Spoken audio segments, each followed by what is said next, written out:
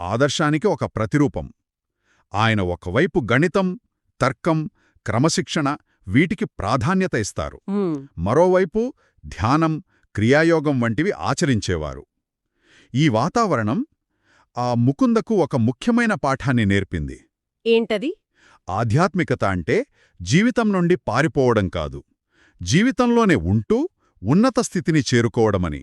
అంటే తండ్రి ఒక రకంగా తర్కానికి, క్రమశిక్షణకు ప్రతీకగా నిలిచారు, కాని ముకుందకు చిన్నతనం నుండే హిమాలయాలకు వెళ్లాలనే బలమైన కోరిక ఉండేది. అవును. పూర్వజన్మ జ్ఞాపకాలు కూడా ఉండేవని కథనం చెబుతోంది. ఇది తండ్రి ప్రభావానికి కొంచెం భిన్నంగా ఉంది కదా? మరి ఇది ఎక్కడ నుండి వచ్చింది? ఇక్కడే తల్లి పాత్ర మరియు పూర్వజన్మ సంస్కారాల ప్రాముఖ్యత మనకు తెలుస్తోంది. ఓ. తండ్రి తర్కమైతే తల్లి విశ్వాసం. ఆమె ప్రేమ, భక్తి, ఆమె చెప్పే కథలు ఇవన్నీ ముకుందలో ఉన్న ఆ అంతర్గత ఆధ్యాత్మిక దాహాన్ని పెంచాయి. సరే. ఇక హిమాలయాల ఆకర్షణ విషయానికొస్తే యోగతత్వశాస్త్రం ప్రకారం దాన్ని సంస్కారమంటారు. సంస్కారం అంటే పూర్వజన్మల నుండి మనతో పాటొచ్చే వాసనలు లేదా ప్రవృత్తులు. అతలి విషయంలో అదొక యోగిగా గడిపిన జీవితం యొక్క బలమైన ముద్ర. అందుకే మిగతా పిల్లల్లా కాకుండా? అవును. అందుకే తోటి పిల్లలు ఆటల్లో మునిగి తేలుతుంటే అతని మనసు మాత్రం ఎక్కడో హిమాలయ శిఖరాలపై తిరుగుతూ ఉండేది. ఈ నేపథ్యం నుండి మనం కథలోని మొదటి అద్భుత ఘట్టానికొస్తాం. లాహిరీ మహర్షుల ఛాయాచిత్రం. వాళ్లమ్మ అతనికొక వెండి లాకెట్టు చూపిస్తుంది. అందులో ఆ గురువు ఫోటో ఉంటుంది. అవును. కాని ఆ ఫోటో తీయడం వెనుక ఉన్న కథ చాలా చాలా విచిత్రంగా అనిపిస్తోంది. నిజమే. దాన్ని టెక్నికల్ సమస్యనో యాదృచ్ఛికమనో కొట్టిపారేయడం చాలా సులభం. మరి కాని ఈ కథలం మనల్ని వేరేలా ఆలోచించమని కోరుతోంది. లాహిరీ మహాశయులు ఆ సంఘటనను ఒక బోధనగా మార్చుకున్నారు. ఎలా? ఆయన ఆ ఫోటోగ్రాఫర్తో, నేను ఆత్మను, సర్వవ్యాపి అయిన నన్ను నీ కెమెరా ఎలా ప్రతిబింబించగలదు అని అడుగుతారు. చూశారా, ఇక్కడ అసలు విషయం కాంతిని నియంత్రించడం కాదు. ఓకే. భౌతిక రూపం వెనుక ఉన్న ఆ అనంతమైన, అపరిమితమైన సారాన్ని గుర్తుచేయడం. అంటే ఇది భౌతిక శాస్త్ర నియమాలకు, ఆధ్యాత్మిక శక్తికి మధ్య జరిగిన ఒక రకమైన సంఘర్షణ అంటారా? నా వాస్తవికత నీ భౌతిక పరికరాల పరిధికి అతీతమైనది అని చెప్పడంలాగా? ఒక రకంగా అదే.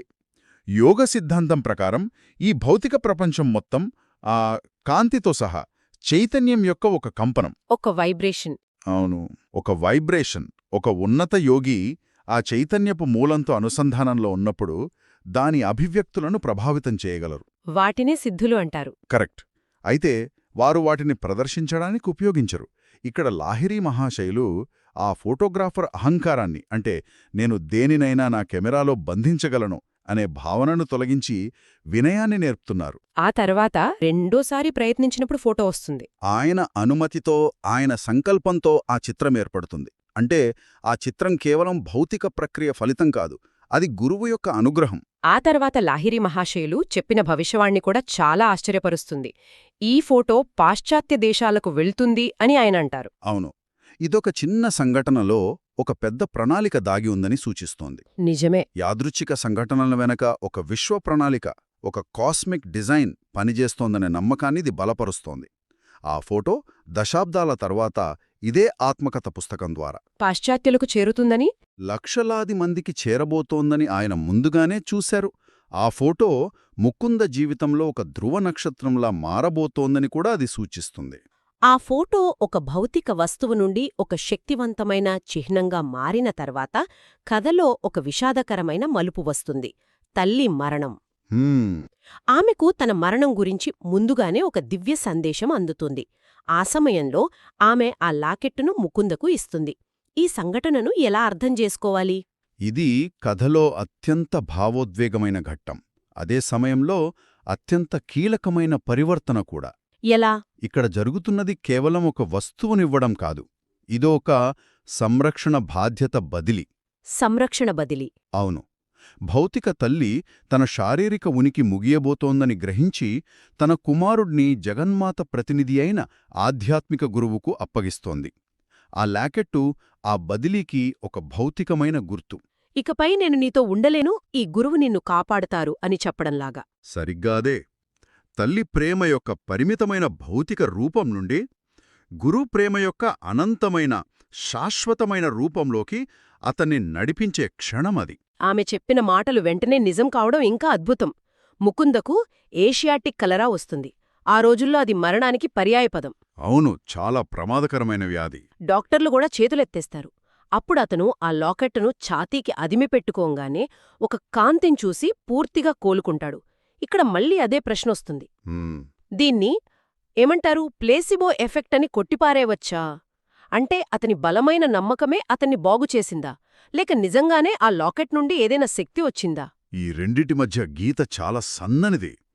నిజానికి ప్లేసిబో ఎఫెక్ట్ కూడా మనస్సు యొక్క శక్తిని చూపిస్తుంది.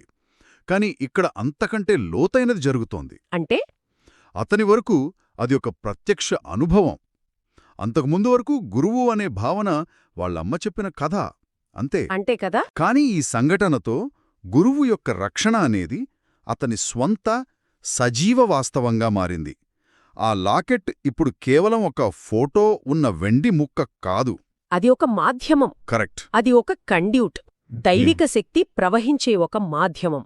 భౌతిక ఔషధాలు విఫలమైన చోట విశ్వాసం, అనుగ్రహం ఎలా పనిచేస్తాయో అతనికి అనుభవపూర్వకంగా తెలిసింది. ఈ ఒక్క అనుభవం అతని భవిష్యత్ ఆధ్యాత్మిక మార్గానికి తిరుగులేని పునాది వేసింది అని చెప్పొచ్చు. నిస్సందేహంగా. ఈ అనుభవం తర్వాత అతనిలో హిమాలయాలకు వెళ్లాలనే కోరిక ఇంకా తీవ్రమవడం సహజమే కదా. అవును, అవును. అతను తన స్నేహితులతో కలిసి పారిపోవడానికి ఒక ప్రణాళిక వేస్తాడు. కాని వాళ్ళన్నయ్య అనంత దాన్ని భగ్నం చేస్తాడు. ఇది చదవడానికి కొంచెం సరదాగా అనిపించినా దీని వెనుక ఏదైనా లోతైన అర్థముందా? ఖచ్చితంగా ఉంది.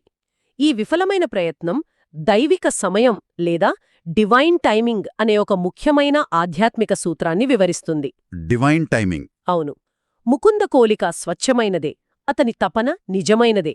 కాని అతనికి సరైన పరిపక్వత, సరైన మార్గనిర్దేశనం లేవు. సంసిద్ధత లేకుండా కోరడం ప్రమాదకరం. అతని అన్నయ్య అనంత వాళ్ల అమ్మకిచ్చిన మాట ప్రకారం ఇక్కడొక రక్షణ కవచంలా పనిచేస్తున్నాడు. అంటే అతను ముకుందను ఆపడం లేదు, కాపాడుతున్నాడు. సరిగ్గా అదే పాయింట్. అతను అతన్ని ఆపడం లేదు, సరైన సమయం వచ్చే వరకు, సరైన గురువు దొరికే వరకు అతన్ని కాపాడుతున్నాడు. మీరు చెప్పింది చాలా ఆసక్తికరంగా ఉంది. అంటే హిమాలయాలు అనేవి కేవలం ఒక భౌగోళిక ప్రదేశం కాదు. కాదు, అది ఒక ఉన్నత చైతన్య స్థితి. ఆ స్థితికి చేరుకోవడానికి బాహ్య ప్రయాణం కన్నా అంతర్గత సంసిద్ధత ముఖ్యం అనేదే ఇక్కడి గుణపాఠమా. ఖచ్చితంగా. అతను హిమాలయాలకు పారిపోవాలని ప్రయత్నించడం ఒక విద్యార్థి ప్రాథమిక పాఠాలు నేర్చుకోకుండానే విశ్వవిద్యాలయ పరీక్ష రాయడానికి ప్రయత్నించడం లాంటిది. అతని అన్నయ్య జోక్యం అది విధి యొక్క జోక్యం. నీ సమయం ఇంకా రాలేదు, నీవు ఇంకా సిద్ధంగా లేవు, ఓపిక పట్టు అని విశ్వం అతనికి చెప్తున్న సందేశం అది. ప్రతిదానికి ఒక సరైన సమయం ఉంటుందని. అవును. అప్పటి వరకు మన విధులను మనం నిర్వర్తిస్తూ అంతర్గతంగా సిద్ధమవ్వాలని ఇది నేర్పుతుంది. కాబట్టి ఈ మొదటి అధ్యాయాన్ని పరిశీలిస్తే ఇది కేవలం కొన్ని సంఘటనల సమాహారం కాదు. ఇది ఒక పద్ధతి ప్రకారం ఒకరి విధిని తీర్చిదిద్దుతున్నట్లుగా ఉంది. నిజమే. తల్లిదండ్రుల రూపంలో సరైన పునాది, లాహిరి మహాశయుల ఫోటో రూపంలో ఒక ఆధ్యాత్మిక లంగరు. తల్లి మరణం ద్వారా భౌతిక బంధం నుండి ఆధ్యాత్మిక బంధంలోకి పరివర్తన. కలరా నుండి స్వస్థత ద్వారా విశ్వాసానికి ప్రత్యక్ష నిదర్శనం. మరియు పలాయన ప్రయత్నం విఫలం కావడం ద్వారా ఓపిక యొక్క పాఠం. అన్నీ ఒకదానికొకటి ముడిపడి ఉన్నాయి. మీరు సరిగ్గా సంశ్లేషించారు. ఇక్కడ మనం గ్రహించాల్సిన ముఖ్యమైన విషయమేంటంటే, ఒకరి ఆధ్యాత్మిక మార్గమనేది వారు స్పృహతో నేను ఈ రోజు నుండి ఆధ్యాత్మికంగా జీవిస్తాను అని నిర్ణయించుకున్నప్పుడు మొదలవ్వదు. అంతకు ముందే మొదలవుతుంది. అవును, అంతకు చాలా ముందే. పూర్వజన్మ సంస్కారాలు, కుటుంబ వాతావరణం, కనిపించని గురువుల మార్గదర్శకత్వం, దైవానుగ్రహం, ఇలా అనేక శక్తుల కలయికతో అది ప్రారంభమవుతుంది. ముకుంద ప్రయాణం యాదృచ్ఛికంగా మొదలవలేదు. అది ఎంతో జాగ్రత్తగా నిర్మించబడిన ఒక పునాదిపై మొదలైంది. కరెక్ట్. ఈ అధ్యాయం ఆ పునాది యొక్క నిర్మాణాన్ని మనకు చూపిస్తుంది. ఈ చర్చ మొత్తం విన్న తర్వాత మన శ్రోతలు ఆలోచించడానికి ఒక ప్రశ్న మిగిలింది. చెప్పండి. ఈ కథనం ఛాయాచిత్రాలు స్వస్థత చేకూర్చగలవని, దర్శనాలు భవిష్యత్తును చెప్పగలవని, సంకల్పం భౌతిక నియమాలను అధిగమించగలదని సూచిస్తుంది. మరి మనం సాధ్యం అని నమ్మే విషయాల ద్వారా మన వాస్తవికత ఎంతవరకు రూపుదిద్దుకుంటుంది? మంచి ప్రశ్న.